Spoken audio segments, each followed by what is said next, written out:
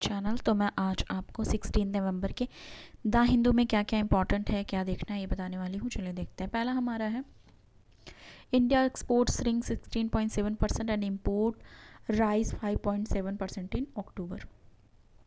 पहला ये पढ़ना है, ठीक है। इसमें बता रहे हैं कि जो इंडिया का मर्केंडाइज एक्सपोर्ट है वो श्रैंक कर गया है 16.7% अक्टूबर में and $29.8 billion global slow down देखा गया है ओवरसीज डिमांड जो भी कंट्री के गुड्स हैं उनके लिए। फर्स्ट कॉन्ट्रैक्शन देखा गया है सिंस फरवरी 2021, फरवरी 2021 के बाद ड्रैग हुआ है जो आउटबाउंड शिपमेंट रही है और उसको देखा गया है बिलो $30 बिलियन लेवल में। फर्स्ट टाइम ये 20 महीनों में पहली बार ये देखा गया। इंपोर्ट जो है वो बढ़ा है 5.7% ईयर ऑन ईयर, ठीक है। ये देखा गया कि इंपोर्ट जो कंट्री में कराया जा रहा है वो बढ़ा है। इसकी वजह से ट्रेड डेफिसिट देखने को मिला है, ठीक है। और ये जो डेटा है वो रिलीज़ की गई है कॉमर्स मिनिस्ट्री के द्वारा ट्यूसडे को, ठीक है। और October was fourth successive month when the gap between India's import and export exceed $25 billion. तो ये भी बहुत ही दुख की बात है कि मतलब ये देखा जाए कि फोर्थ सक्सेसिव मंथ में ये देखा जा रहा है कि एक्सपोर्ट और इम्पोर्ट जो है उसके बीच का गैप $25 बिलियन देखने को मिला। ये हुआ। फिर हम आगे आएंगे। यहाँ पे ये देखो, यहाँ पे G20 की समिट हो रही है बाली में। तो वहाँ प्राइम मिनिस्टर नरेंद्र मोदी पहुँचे हैं। वहाँ पे उन्होंने सी जिनपिंग से मिले, ये फ़ोटो में देखो, ठीक है। सी जिनपिंग से मिले और वो जो है बाइडन से भी मिले, ठीक है। तो यहाँ पे जो समिट चल रही है G20 की, उसके लिए यहाँ पे इन लोगों ने जो समिट में हिस्सा लिया है और वहाँ पे बहुत सारे इश्यूज़ पे बात करेंगे, ये भी सामने आ रही है। इसमें क्या है, प्राइम मिनिस्टर नरेंद्र मोदी जो है यूएस प्रेसिडेंट जो जोसेफ बाइडेन है उनसे बात करेंगे, चाइनीज़ प्रेसिडेंट शी जिनपिंग से, जो side line of G20 summit होगा बाली में वहाँ पे 60 यहाँ पे दिखाया जा रहा है bilateral meeting with least 8 of 16 leader present रहेंगे, ठीक है। एनुअल मीटिंग हो रही है ये।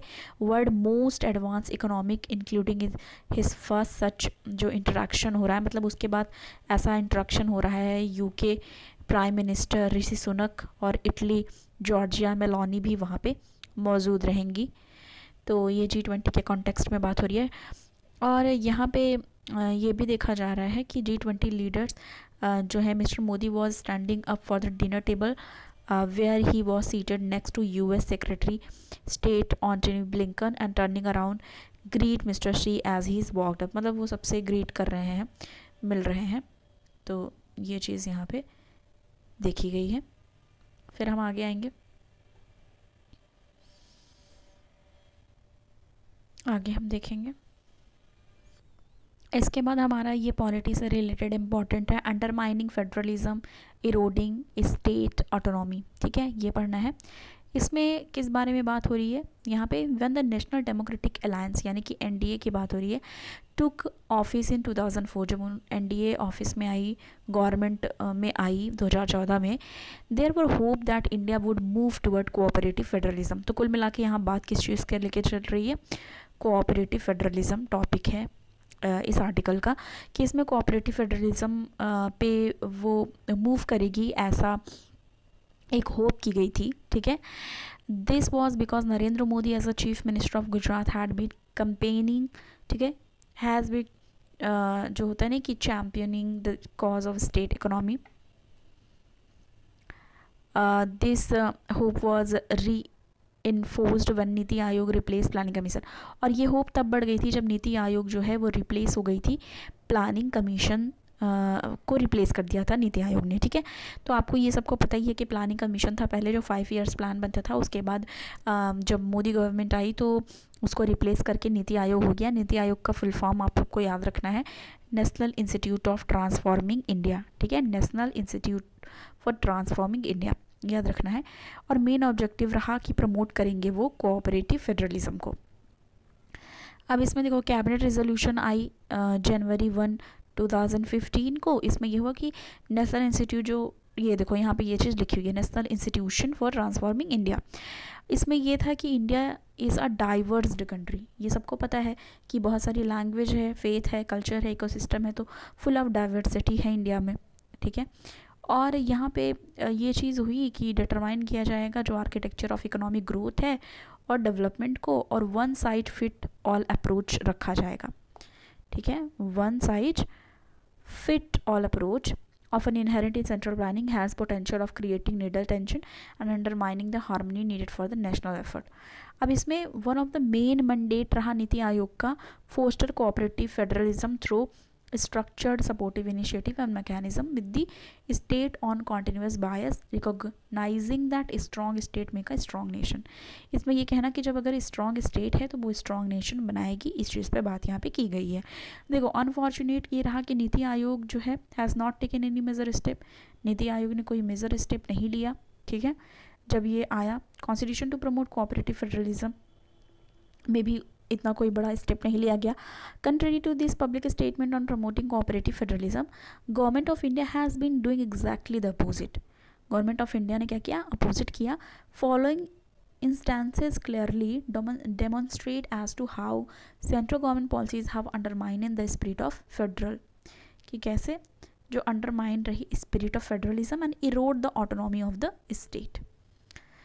तो यहाँ पे कुछ चीज़ों को यहाँ पे लेके बात की। अब यहाँ पे देखो क्या बात है, rather than strengthening cooperative federalism central government of the day is restoring the policy that make India federal coercive, कि rather strengthen cooperative federalism government ने क्या किया कि resorting the policies that make India federal coercive बनाने के काम में किया, ना कि कोऑपरेटिव फेडरलिज्म में काम में किया,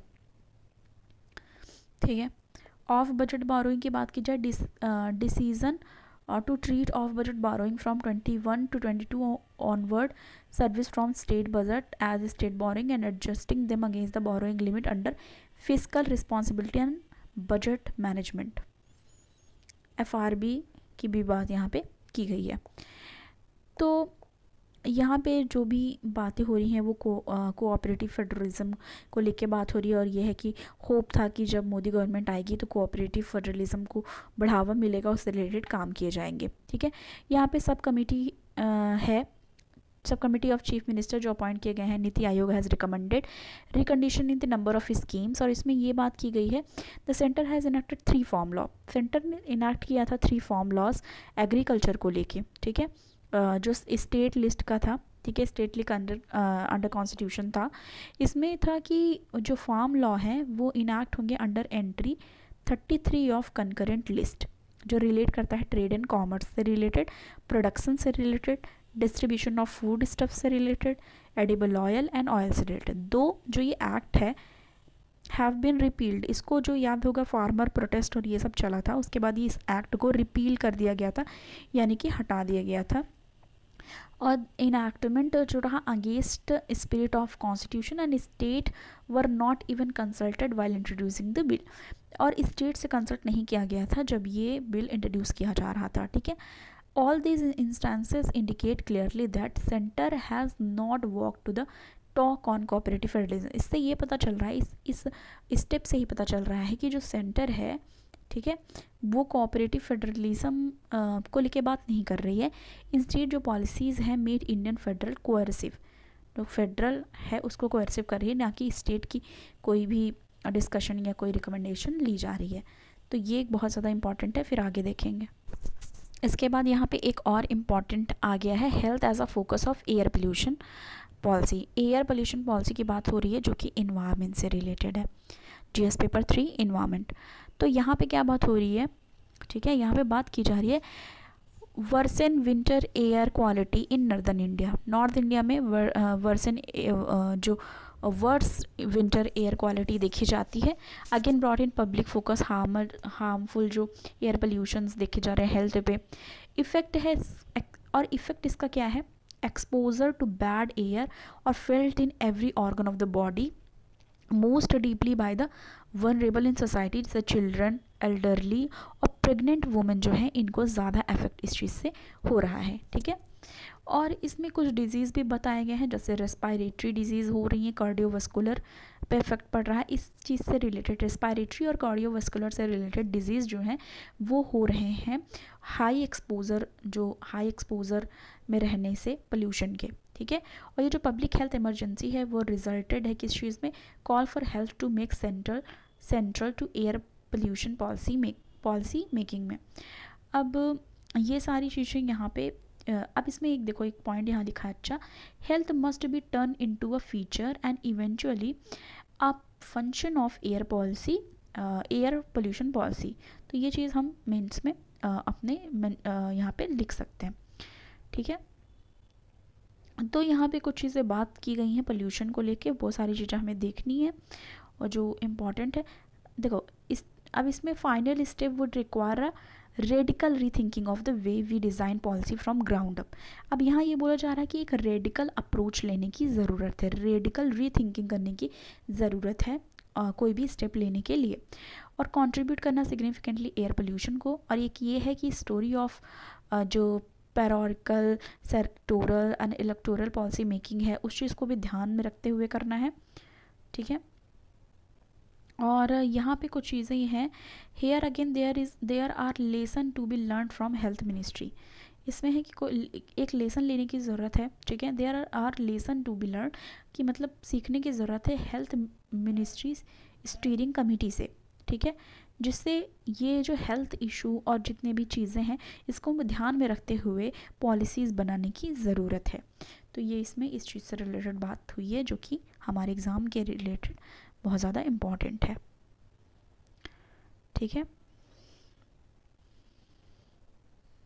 तो ये चीज़ है, आगे आएंगे। इसके बाद हमारा एक ये बहुत ज़्यादा इम्पॉर्टेंट है, third edition of no money for terror forum to discuss crowd funding of terrorism. तो इसमें थर्ड एडिशन जो no money for terror forum है उसमें डिस्कस किया जाएगा क्राउड फंडिंग जो हो रही है टेररिज्म को लेके उसमें।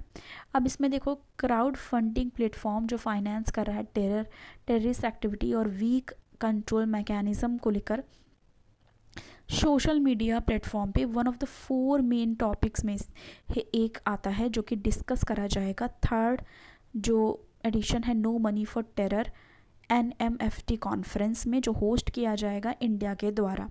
इंडिया होस्ट करेगी और होस्ट कहाँ पे होगी, न्यू दिल्ली में, नवंबर 18 से लेकर 19 के बीच में, ठीक है। मेजर टॉपिक्स टू बी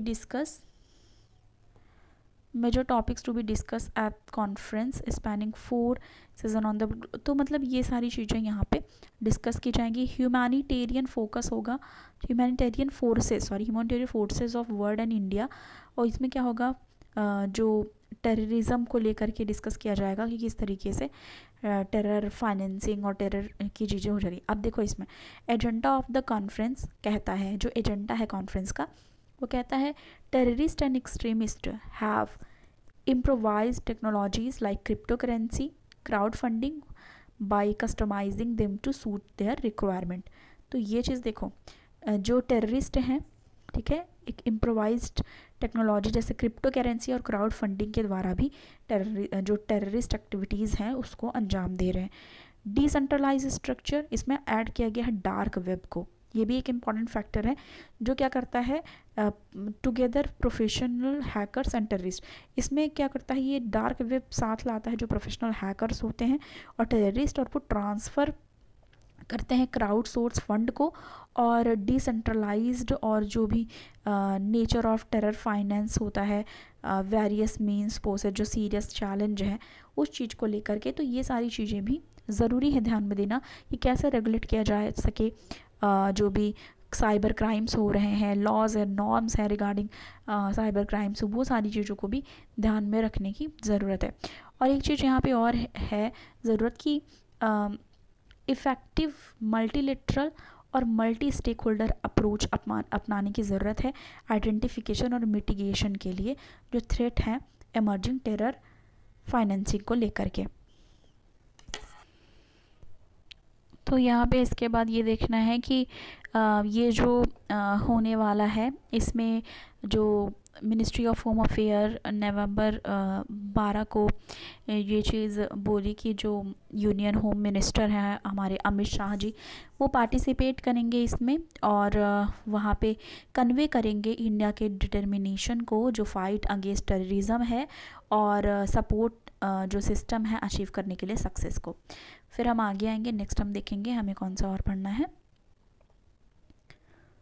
इसमें। इसके बाद हमारा है 9 Russian bank open vostro account for rupees trade. तो इसमें देखना है रशिया ओनली कंट्री है, ठीक है, रशिया ओनली कंट्री है अभी जिसने इंगेज किया है इंडिया रुपी बेस्ड ट्रेड ऑफर के लिए अभी के लिए, ठीक है। 9 रशियन बैंक हैं जो परमिट किया है ओपन स्पेशल वोस्ट्रो अकाउंट के लिए और एक्सपोर्ट इंपोर्ट ट्रांजैक्शन के लिए, ऐसा कॉमर्स सेक्रेटरी सुनील बर्थवाल ने ये चीज़ इन्फॉर्मेशन दी है। और इसमें ये देखना है for rupee trade to happen you required a balance of trade. तो इसमें है कि रुपी ट्रेड के लिए आपको बैलेंस ऑफ ट्रेड की ज़रूरत है because it's not an international currency, क्योंकि ये इंटरनेशनल करेंसी नहीं है रुपीज़, तो इसके लिए बैलेंस ऑफ ट्रेड की ज़रूरत है, वो ऐसा बता रहे हैं। So if there is a balance of trade it can flourish, as of now it is with Russia only, और अभी सिर्फ और सिर्फ रशिया के साथ ये चीज़ हो पाई है। We want to promote rupee trade because it is in the nation interest. अब क्या करना है, इंडिया क्या फोकस कर रही है, प्रमोट करने के लिए रुपी ट्रेड को, ठीक है, क्योंकि ये नेशनल इंटरेस्ट में है, हमारे नेशंस के इंटरेस्ट में है, तो जो नेशन के इंटरेस्ट में है इसलिए रुपी प्रमोट करना इंपॉर्टेंट हो जाता है। And unnecessarily we don't have to look for dollar, और हम अननेसेसरी हमें डॉलर की तरफ नहीं देखना पड़ेगा। और ये भी ऐड किया है मिनिस्ट्री ने working with department of finance service के साथ काम कर रहे हैं और सेंट्रल बैंक और ट्रेडर जो हैं उनके साथ भी मिलके काम कर रहे हैं इस चीज़ पे, ठीक है। और इसमें कुछ बैंक्स की बात की गई है, ठीक है, और इसमें कोलकाता बेस्ड यूको बैंक है, 6 अदर्स हैं जिन्होंने अकाउंट ओपन किया है, प्राइवेट लेंडर जो इंडस इंड बैंक है, सेंट्रल बैंक है, तो इन सबकी और जो गाइडलाइंस है वो जो इशू की गई हैं इस चीज़ के लिए। For rupee trade first importer have to put some money into trade account. इसके लिए क्या है कि जो ट्रेडर है उसको फर्स्टली एक रुपी ट्रेड के लिए फर्स्ट इम्पोर्टर को क्या करना होगा, some money into trade account, उसको क्या करना पड़ेगा, कुछ मनी ट्रेड अकाउंट में ट्रांसफ़र करना पड़ेगा या रखना पड़ेगा, ठीक है। Then only can export set off against their export, तो तभी वो उसके बाद ये चीज़ कर पाएगा। अब इसमें जो ये हमारा करने के लिए ट्रेड करने के लिए, और इसमें 2 चीज़ हमें और जानने की ज़रूरत है कि इससे ट्रेड करने के लिए इसमें कि वोस्ट्रो अकाउंट, ठीक है, क्या होता है। अब यहाँ पे वोस्ट्रो अकाउंट की बात यहाँ पे करी गई है, तो पहले ये जानना ज़रूरी है कि वोस्ट्रो अकाउंट होता क्या है। तो पहले हमें एक टर्म वोस्ट्रो अकाउंट जानना है, साथ ही साथ उसके हमें ये जानना है कि नेस्ट्रो और वोस्ट्रो क्या होता है, ठीक है। जैसे नेस्ट्रो और वोस्ट्रो दोनों अकाउंट क्या होते हैं, इसके डेफिनेशन के साथ हम शॉर्ट नोट में डिस्कस करेंगे कि नेस्ट्रो और वोस्ट्रो होता क्या है, ठीक है, आगे आएंगे। तो ये था हमारा आज का द हिंदू का एनालिसिस। पसंद आए वीडियो को लाइक करें, ज़्यादा से ज़्यादा शेयर करें, चैनल पे नए हैं सब्सक्राइब करना ना भूलें। मिलते हो नेक्स्ट वीडियो के साथ, थैंक्स फॉर वॉचिंग।